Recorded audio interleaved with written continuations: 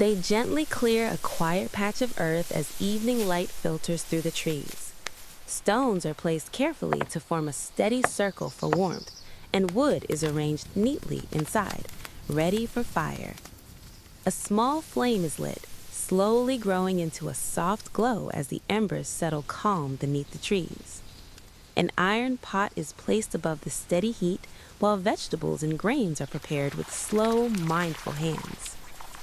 Water is poured in and light steam begins to rise as fresh vegetables fall gently into the warming broth. The stew is stirred in quiet circles, rinsed grains are added to a second pot, and a pinch of salt is sprinkled into the simmering mixture.